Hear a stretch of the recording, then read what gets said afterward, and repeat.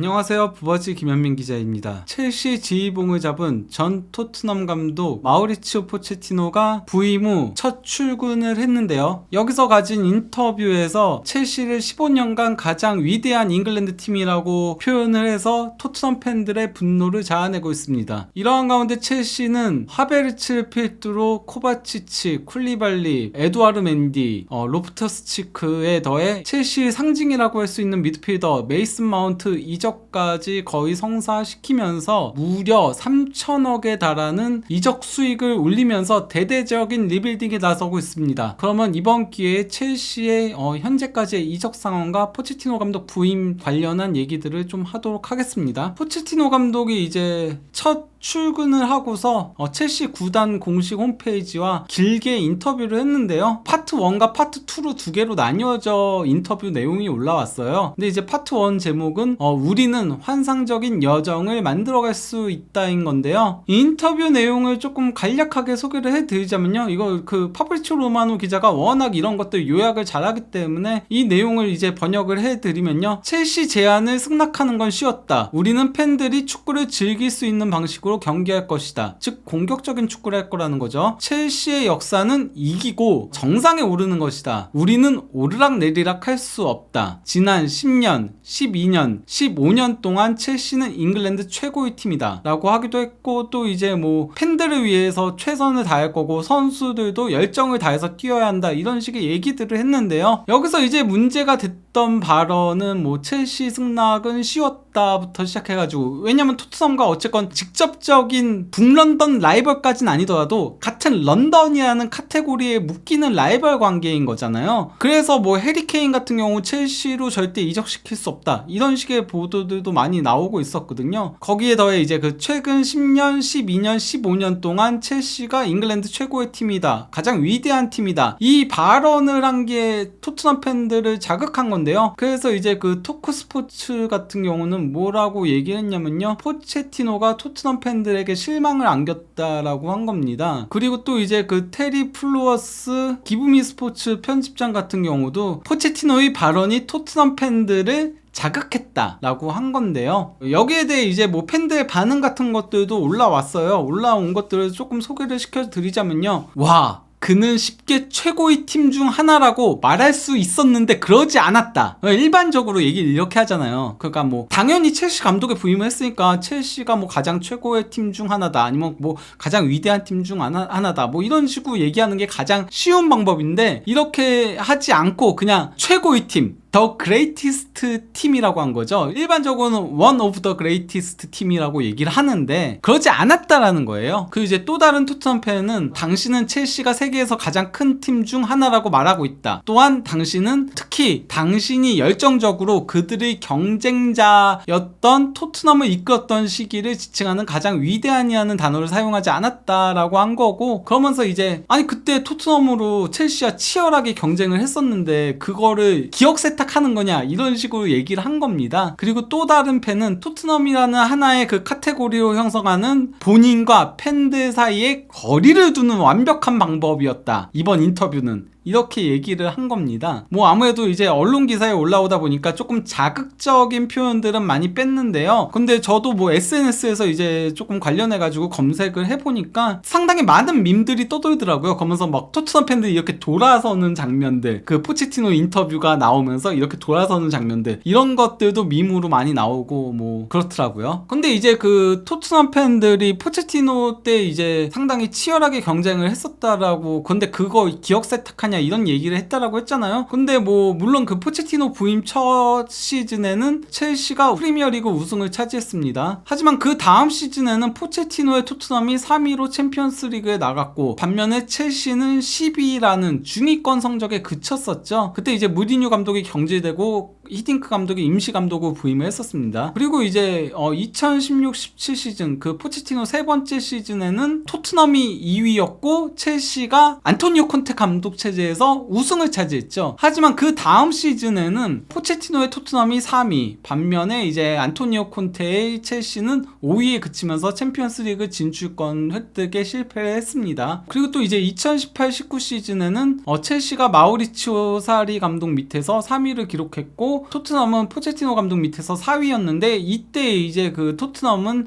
챔피언스리그 준우승을 기록을 했었죠. 그리고 첼시는 이때 유로파리그 우승을 차지했었습니다.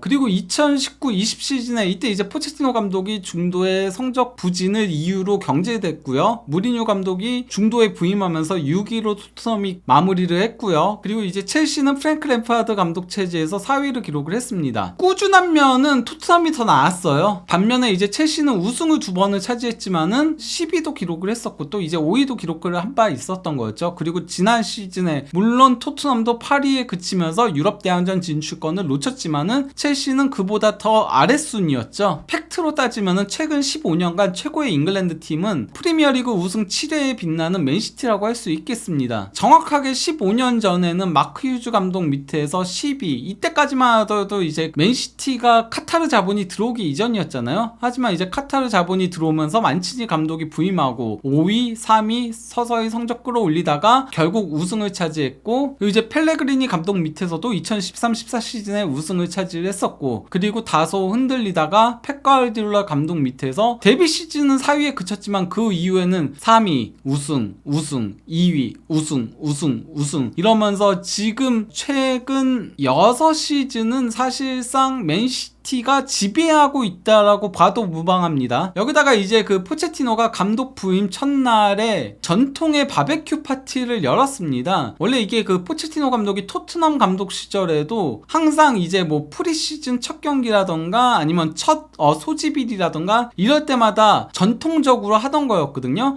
그래서 이제 미러 풋볼에서는 제목을 뭐라고 했냐면요, 포체티노는 첼시 직원들을 즉시 사로잡기 위해 토트넘 시절 전술을 사용했다라고 한 겁니다. 그 전술이 바로 바베큐라는 건데요. 근데 이제 이것도 상당히 논란을 일으키고 있어요. 왜냐면은 토트넘 팬들이 포체티노가 이렇게 바베큐 파티를 하는 걸 알고 있다 보니까 왼쪽에 있는 사진이 이제 그 토트넘 팬들이 바베큐 기계 자체를 선물을 준 거거든요. 그러면서 그 위에 마우리치오 포체티노라고 적혀 있고 His Magic You know 이렇게 적혀 있는 게 그 포체티노 감독 노래 응원가였거든요. 응원가의 그 내용이 그의 마법 너도 알잖아 그러면서 이 바베큐 파티가 결국은 포체티노의 마법이다, 그런 의미로 이 바베큐 기계를 선물을 해줬던 거였는데 첼시 부임하자마자 바베큐 파티를 하니까 약간 좀 이것도 토트넘 팬들을 자극했다라고 할 수 있죠. 이러한 가운데 첼시는 이적 시장에서 상당히 바쁘게 움직이고 있습니다. 일단은 선수 판매에 조금 더 집중을 하고 있는데요. 카이 하베르츠를 아스널로 7천만 유로에 판매를 했고, 또 이제 코바치치를 맨시티로 2,910만 유로에 판매를 했고, 또 이제 쿨리발리, 에두아르 멘디, 은골로 칸테를 사우디로 보냈고요. 그리고 또 이제 로프터스 치크를 AC 밀란으로 1,600만 유로에 판매를 했습니다.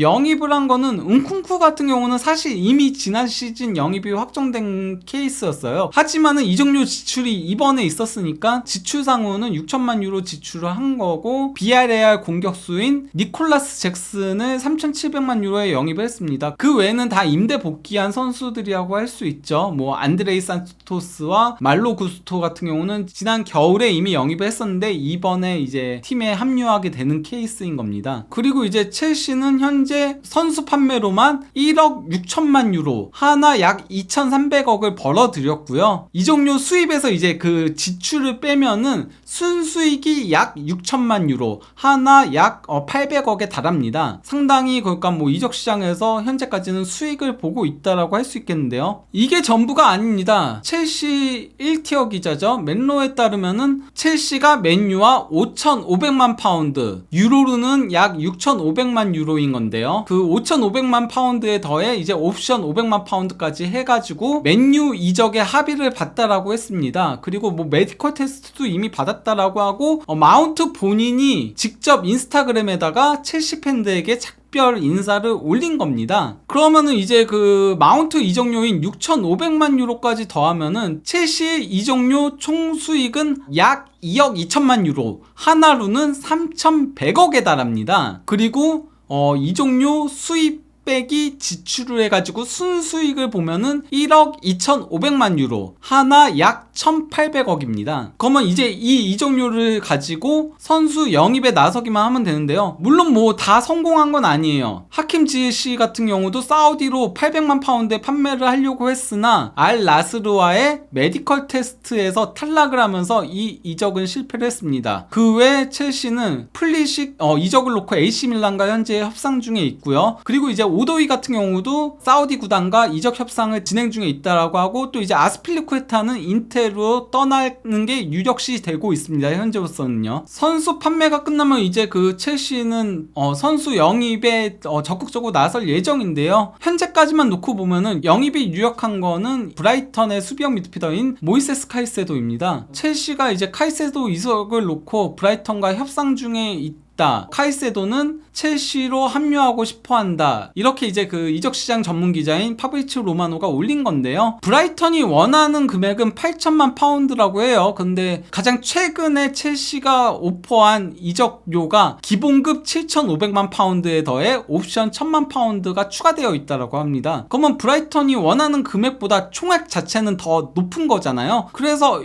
이 이적은 조만간 성사되지 않을까 싶습니다. 여기에 더해 첼시는 이제 브라질 유망주인 안젤로 영입을 거의 확정지었습니다. 메디컬 테스트도 이미 끝났고 6년 계약을 했고 이적료는 이제 1,500만 유로라고 하는데요. 근데 이제 안젤로 같은 경우는 워낙 경험이 부족한 선수다 보니까 오자마자 바로 이제 그 파트릭 비에이라 감독이 지휘하고 있는 프랑스 리그앙 구단 스트라스부르로 임대를 보낼 거라고 현재 뭐 많은 기자들이 얘기를 했다라고 한 거죠. 그리고 이제 그 첼시는 아스필리쿠에타가 떠나게 되면은 새로운 주장이 필요한 건데, 이브닝 스탠다드의 그 첼시 전담 기자죠, 니자르 킨셀라가 첼시 새 주장으로 티아고 실바가 유력하다라고 했습니다. 티아고 실바도 원래는 브라질 복귀설이 있었잖아요. 근데 새 주장에 선임이 된다면은 다음 시즌까지는 첼시에 남지 않을까 싶습니다. 그러면 현재까지 영입된 선수들과 이제 영입이 유력한 선수들로 예상 라인업을 꾸려보자면요. 최전방 공격수에는 잭슨이 설 걸로 보이고요. 그리고 이제 운쿤쿠가 공격형 미드필더로 서고, 무드릭과 스털링 그리고 마두에케가 측면 공격수 자리를 놓고 치열하게 경쟁할 걸로 보입니다. 그리고 이제 수비형 미드필더 두 자리는 엔소와 카이세도가 일단 주전이고, 갤러거와 산토스가 이제 뭐 백업 역할을 수행할 걸로 보이고요. 왼쪽 풀백은 벤치레가 쿠쿠렐라가 있는데, 루이솔도 지난 시즌에 잠깐 나왔을 때 상당히 좋은 모습을 보여줬기 때문에 쿠쿠렐라는 이적료를 맞춰준다면은 판매가 가능한 선수로 알려져 있습니다. 다만 이제 쿠쿠렐라가 판매되지 않는다면은 그러면은 루이솔이 참 위치가 애매해지게 되겠죠. 그리고 오른쪽 풀백은 리스 제임스와 구스토가 이제 경쟁을 할 걸로 보이고요. 제임스가 부상이 없다면 제임스가 일단 주전으로 나서겠죠. 제임스는 부상 없다면은 첼시에서 에이스 역할을 사실상 맡는 선수나 마찬가지니까요. 그리고 왼쪽 센터백 자리를 놓고 바디아시가 코릴이 경쟁할 걸로 보이고요. 오른쪽 센터백 자리를 놓고는 웨슬리 포파나와 티아고 실바가 경쟁할 걸로 보입니다. 티아고 실바가 부상이 없다면은 조금 더 중용될 가능성은 있죠. 주장이니까요. 그리고 골문은 케파 골키퍼와 베티넬리를 백업으로 갈지 아니면은 케파와 경쟁할 골키퍼를 영입할지는 조금 더 지켜봐야 돼요. 원래 첼시의 계획은 골키퍼를 영입을 한다였는데, 포체티노 감독은 골키퍼는 그렇게 급하지는 않기 때문에 케파로 일단은 가도 된다라는 입장이라는 얘기들이 영국 현지 언론들로부터 나오고 있거든요. 그러다 보니까 이 부분은 조금 더 지켜봐야 되지 않을까 싶습니다. 그러면 이쯤에서 포체티노 감독의 부임 인터뷰 내용 및 첼시의 리빌딩 상황에 대해 현재까지 살펴봤습니다. 감사합니다.